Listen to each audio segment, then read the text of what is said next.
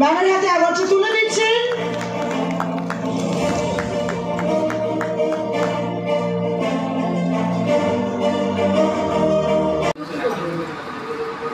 মোৰ নাম হৈছে ৰঞ্জনা শুক্লা লাহিৰী। মই বঙাইগাঁও ডিষ্ট্ৰিক্ট বঙাইগাঁৱৰ মই হিউমেন ৰাইটছৰ কাম কৰি আছোঁ।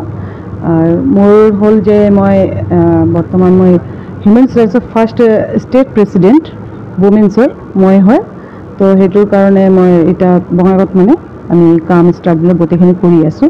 আৰু ইয়াৰ কাৰণে আমাৰ মানে আমি যিবিলাক মিনিমাম 3 মান্থ হৈ গৈছে মই কামবিলাক কৰি আছোঁ।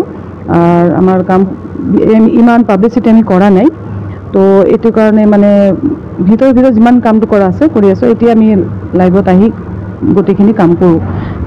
আৰু আছে যে আমাৰ হিউমেন ৰাইটছৰ যে মই first state president from Assam. তো ইয়াৰ কাৰণে মোক প্ৰাইড এৱাৰ্ডছ যিটো আমাক এটা 27 এপ্ৰিলত মোক কলকাতাত মেগা এৱাৰ্ড শ্ব' হৈছিল, তাত পৰা মোক দিছে। সেইটোৰ কাৰণে মই কলকাতাৰ ডাইৰেক্টৰ যিটো human services main director mister Abhijit Roy, তাক মই ধন্যবাদ জনাওঁ।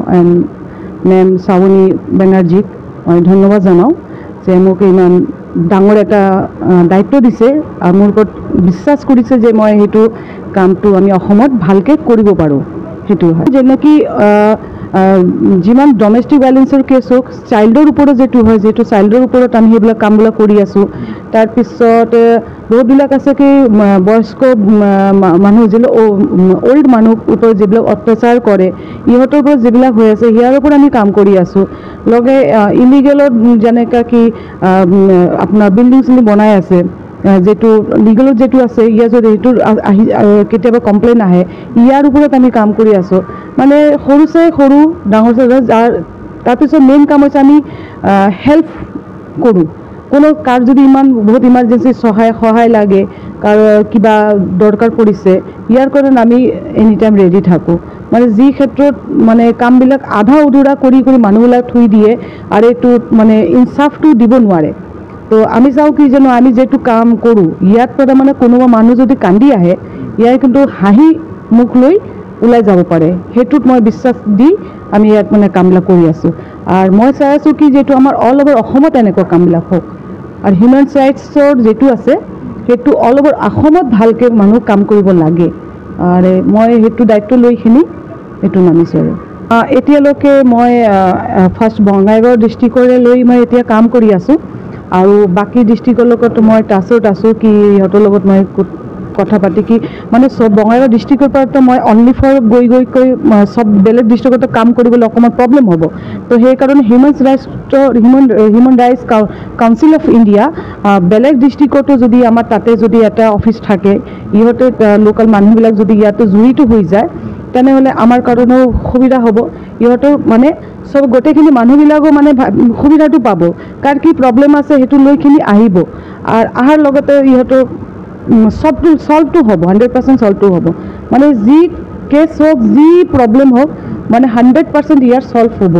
আৰু এটা কথা আছে কি আমাৰ ইয়াতে নেচাৰ যিটো নেচাৰ বহুত আছে।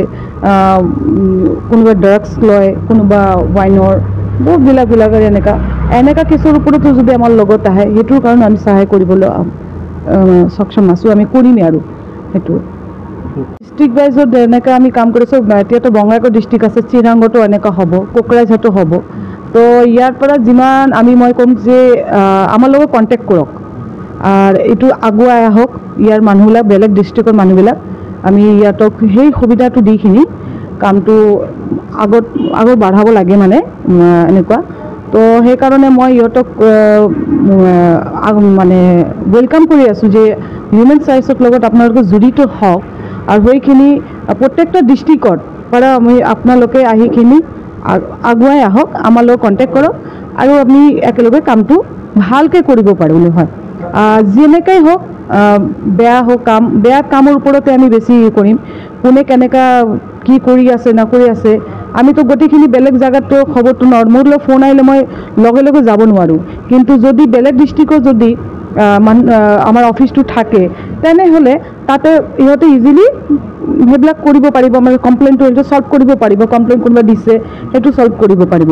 তো সেইকাৰণে মই ৰাইজক জনাম যে ক'ম যে আপোনালোকে আগুৱাই আহক, হিউমেন ৰাইটছৰ লগত আমি বহুত ভাল কাম কৰি আছোঁ আৰু বহুত ভাল কাম হ'ব। আমাৰ অসমত এনেকুৱা একটা ছ'চাইটি অৰ্গেনাইজেশ্যন এনেকুৱা লাগে যাক মানে কি কোনোবা কান্দি যদি আহে তো সেই কিন্তু তাৰ দুখটা আমি যদি ভালকৈ ঠিক কৰি দিওঁ, তাই হাঁহি মুখ লৈ ওলাই যাব পাৰে। সেইটো উদ্দেশ্য আমাৰ মেইন উদ্দেশ্য। সেইটোৰ কাৰণে মই মানে সবাক কৈ আছোঁ আপোনালোকে প্ৰত্যেকটা ডিষ্ট্ৰিক্টৰ পৰা ওলাই আহক আৰু মোৰ লগত কণ্টেক্ট কৰক। নমস্কাৰ, মোৰ নাম নৱনীতা ঘোষ, মই বঙাইগাঁৱৰ পৰা কৈ আছোঁ। মই হিউমেন ৰাইটছ কাউন্সিল অফ ইণ্ডিয়াত জড়িত হৈছোঁ আৰু আমাৰ যে ষ্টেট প্ৰেচিডেণ্ট আছে ৰঞ্जना শুক্লা লাহিড়ী, তাৰ লগতে মই জড়িত হৈছোঁ। तो हम सभी यही चाहते हैं कि आप सब आइए, हमारे साथ जुड़िए और सोसाइटी को डेवलप कीजिए। वैसे भी सोसाइटी डेवलप है और ज़्यादा डेवलप कीजिए। किसी का कोई प्रॉब्लम है तो हमसे कांटेक्ट कीजिए, हम लोग सपोर्ट करेंगे और आप सब भी हम लोगों को सपोर्ट कीजिए। तो थैंक यू सो मच। नमस्कार, मैं Mandira Das, human rights council of India टीमत काम कर एक्टिव मेम्बार हिसापे और आमार प्रेसिडेंट बङाइगाँवर पर मिसेस रंजना शुक्ला लाहिड़ी ताई जोआ 27 तारिखत मेगा एवार्ड एटा पाइছে। गतिके आमी माने सकले गर्वित হৈছোঁ, অসমৰ পৰা তাই এৱাৰ্ডটো আনিছে আৰু আমাৰ হিউমেন ৰাইটছ অসমবাসীক জনাই আছোঁ যে আপোনালোকে আগবাঢ়ি আহক আৰু আমাৰ যোগদান দিয়ক। আমি হিউমেন ৰাইটছৰ পৰা কাম কৰি আছোঁ, গৰিব দুঃখী মানুহক সহায় কৰি। তো বন্ধুরা, তোমরা তো দেখলেই কিছু কারণে আমি মানে খুব ব্যস্ত হয়ে পড়েছি, তাই আমি গত কিছুদিন ধরে কন্টিনিউ আমি কারোর ভিডিও দেখতে পাচ্ছি না, মানে টোটালি একদমই বাদ হয়ে গেছে আমার ভিডিও দেখাটা। হঠাৎই দেখছি কারো ভিডিও, তো ভিডিও আমি ঠিকভাবে দেখতে পাচ্ছি না, তার জন্য সত্যি আমি দুঃখিত। তো প্লিজ এই মানে আমাকে তোমরা একটু বোঝার চেষ্টা করো আর প্লিজ এই বিষয়টা একটু ক্ষমা সুন্দর দৃষ্টিতে দেখো, কারণ সত্যি আমি একদম সময় পাচ্ছি না যে আমি ভিডিও দেখব বা মানে ভিডিও দেব। আমি নিজেও ভিডিও দিতে পারছি না আর না তো দেখতে পাচ্ছি। তো আজকাল যেহেতু এখানে এখন গিভ অ্যান্ড টেক প্রসেস চলছে, ভিডিও দেখলেই ভিডিও দেখে সবাই, তারপর মানে আর কেউ দেখতে চায় না। যদি না দেখি তাহলে কেউ দেখবে না, স্বাভাবিক, কারণ কি আমি কোনো ভাইরাল পারসন নই যে ভিডিও দেখবে। যাই হোক, কিছু মনের কথা আমি বলে ফেললাম, যেহেতু যেটা চলছে সেটা আমি অ্যাকচুয়ালি বলতে বাউন্ড, না বলে থাকতে পারলাম না। তো যাই হোক, যার ভালো লাগবে সে দেখ।